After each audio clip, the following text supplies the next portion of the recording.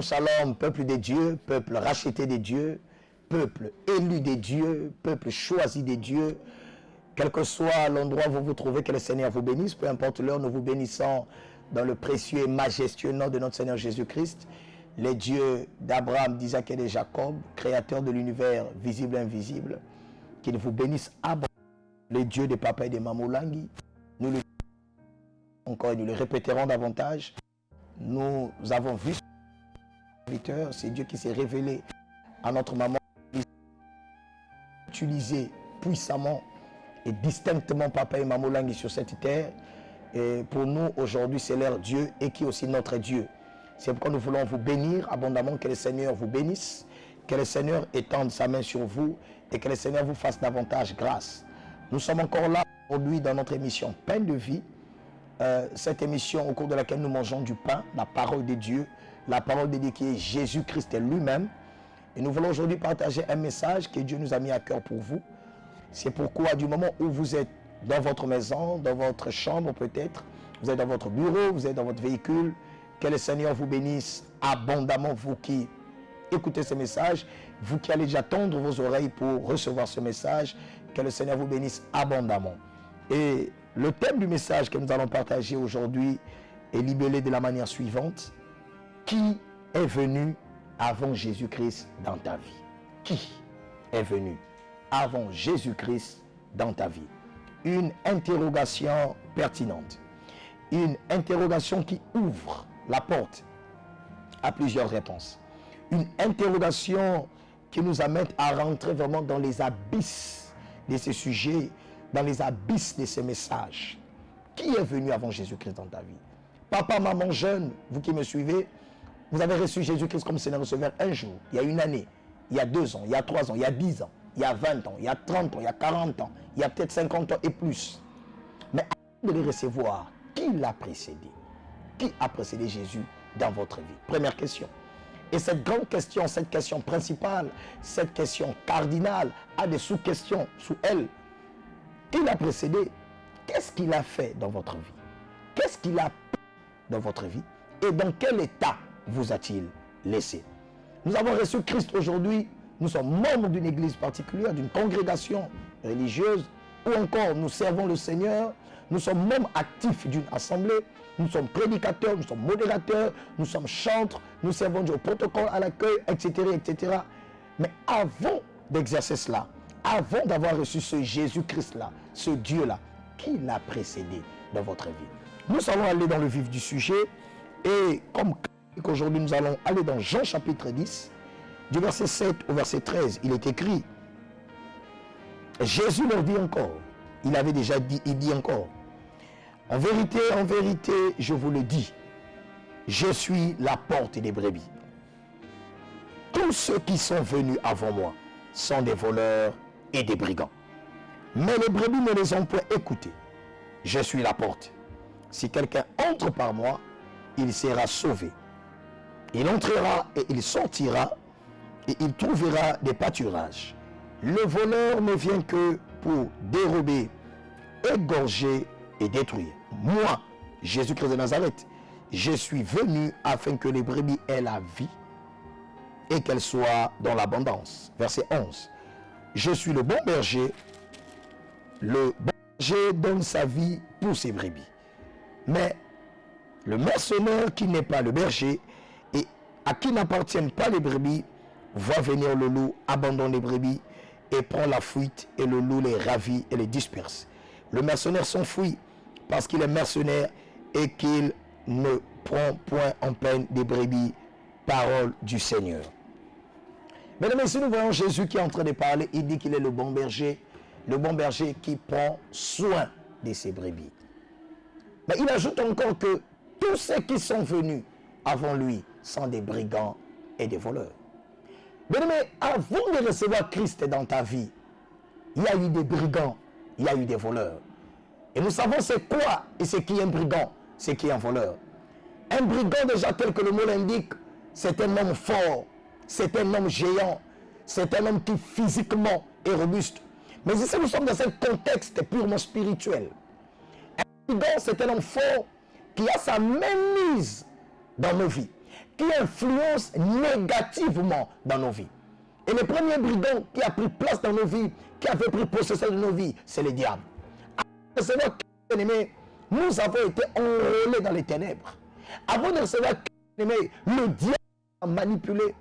Avant de recevoir Christ, le diable a fait des choses dans nos vies aujourd'hui qui ont détruit nos vies. Bien que nous soyons venus à Christ, bien que nous ayons reçu Christ comme Seigneur et Sauveur, si nous n'avons pas complètement, je répète l'adverbe, complètement, intégralement fait table rase avec les choses des brigands dans nos vies, malgré le fait que nous ayons reçu Jésus-Christ dans nos vies, les choses ne marcheront pas. Il y a des brigands, il y a des voleurs. Et quand un brigand vient, il détruit. Quand un brigand rentre dans un espace, il amène la mort. Quand un brigand rentre quelque part, tout ce qu'il y trouve, il le prend. Non seulement les brigands, mais aussi les voleurs. Et moi, j'ai appris enfant en droit pénal que le vol, c'est la soustraction d'un bien appartenant à autrui. Avant que nous ne puissions recevoir Christ, bien aimé dans le Seigneur, il y a eu des voleurs qui ont tout pris dans nos vies spirituellement. Ils ont pris la santé, ils ont pris les études, ils ont pris les diplômes, ils ont pris le mariage, ils ont volé l'épanouissement et nous ont laissés vides. Et nous sommes venus dans cet état à Christ, bien aimé dans le Seigneur. Ces voleurs-là ont tout pris dans nos vies. Non seulement ils ont tout pris dans nos vies, mais ils nous ont laissé ce qui est à eux. Et les choses qu'ils ont laissées en nous, dans la mission de nous détruire, dans la mission de nous empêcher de vivre la gloire de Dieu. Et bien que nous venons à Christ, nous nous attachons à Christ, nous écoutons la parole de Dieu, il faut, moi bien aimé dans le Seigneur, se débarrasser de ces choses-là pour que ce que Christ amène en nous puisse produire de l'effet. Car ce qui vient de Christ ne doit pas se mélanger, bien aimé dans le Seigneur, aux choses qui ont aidé Christ dans nos vies. Un brigand, sa mission, c'est la destruction. Et lorsque nous lisons Luc, chapitre 10, du verset 30 et 33, la Bible déclare dans Luc 10, 30 à 33, il est écrit de lire, et vous pouvez lire aussi de là vous êtes. Jésus, parole dit, un homme descendit à Jérusalem, à Jéricho, de Jérusalem à Jéricho. Il tomba au milieu des brigands, dépouillèrent et le chargèrent de coups. Un brigand dépouille et un brigand charge de coups. De quel coup? De maladie. De quel coup? De souffrance. De quel coup? De blocage. De quel coup? De mari de nuit. Au moment où je parle, qui est victime de femme de nuit, c'est le coup des brigands. Il y a une maman qui est victime de mari de nuit, c'est le coup des brigands. Il y a un jeune qui étudie beaucoup, qui est très dynamique, qui bosse beaucoup, mais le résultat qu'il a, le résultat escompté, le résultat attendu est contraire, bien aimé dans le Seigneur, au travail qu'il est en train de faire. Il est victime de coups de brigands. Lorsque les brigands vous frappent des coups, vous allez beaucoup travailler, vous allez échouer. Lorsque les brigands vous frappent des coups, vous allez beaucoup investir. Vous allez dépenser en énergie. Vous travaillerez comme un éléphant dans votre entreprise, dans votre société, mais vous aurez le salaire d'une souris. Vous vivez le coup de brigand. Lorsque vous vivez le coup de brigand, lundi vous avez mal à la tête, mardi vous avez mal au dos, mercredi vous avez mal au genou, jeudi vous avez mal au dos, et votre maladie ne finit pas. La maladie ne termine pas. Vous dépensez pour ça. Il n'y a pas de solution. Voilà les coups des brigands. La Bible, ces brigands les chargèrent de coups et s'en allèrent et les laissèrent à demi-mort. Un brigand dans la vie de quelqu'un, il le laisse à demi-mort. Il le laisse proche de la mort. Et bientôt, ce monsieur ou cette dame ou ce jeune homme est conduit à la mort. Et voilà la mission des brigands. Si dans votre famille, dans votre vie, les brigands ont précédé Jésus, ils vous ont laissé dans un état à demi-mort. Ils ont laissé des choses dans vos vies pour se rassurer que même si vous venez à Christ, vous viendrez de façon superficielle, vous viendrez de votre corps, mais spirituellement parlant, vous serez loin de Christ. Et nous allons voir un cas, le cas de Pierre. Pierre de Matthieu chapitre 4, Christ se révèle, Jésus-Christ se révèle à lui. Il dit, Pierre, je t'ai choisi pour être ton frère. Suivez-moi, vous serez des pêcheurs d'hommes. Laissez la pêche des poissons. Laissez cette entreprise-là. Je ferai de vous des pêcheurs d'hommes. Pierre suit. Simon suit Jésus-Christ avec son frère.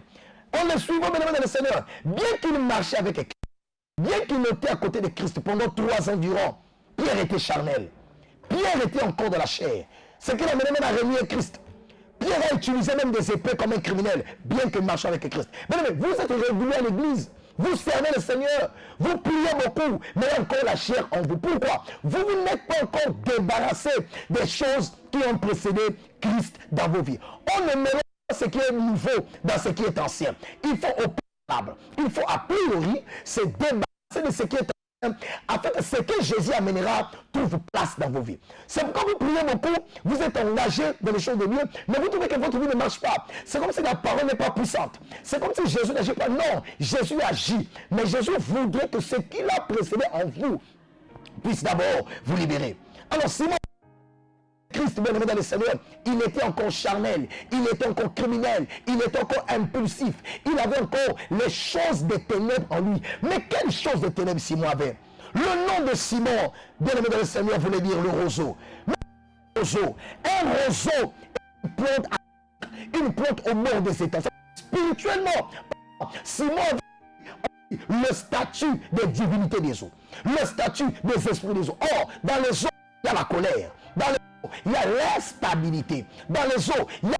C'est pas tout ce que Simon faisait ne marchait pas. Malgré que Christ l'a approché, Christ l'a mis à ses côtés, Simon repartait toujours à la pêche. Alors que Simon, bien aimé dans le Seigneur, une autre vision, un autre objectif pour lui, une autre destinée, de le sortir de la pêche des poissons et de la mener chez les hommes. Mais malgré la proximité physique, Simon était toujours charnel. Je dis à quelqu'un qui est très assidu à l'église, il est du l'église, il est du 1er janvier au 31 décembre à l'église. La proximité, l'assiduité, la régularité de la maison de Dieu n'est pas synonyme de délivrance, n'est pas synonyme de la présence de Dieu. Non, bien aimé. Il faudrait vous rassurer en étant régulier que vous êtes en train d'aller dans les profondeurs pour vous débarrasser des brigands, des voleurs, des esprits méchants, des puissants ténèbres, de tout ce qui est de la chair qui est en vous et qui vous amène à la destruction. Mais il y a eu une transition. Jésus savait, Simon, malgré qu'il est à mes côtés, il ne change pas. Moi, je m'en irai. Moi, je partirai. Il y a quelqu'un, c'est le consolateur. Lui, quand il descendra, Simon va changer. Et la Bible déclare, bien aimé, Jésus est parti. Et le jour de la Pentecôte, dans le chapitre 2, le Saint-Esprit est descendu.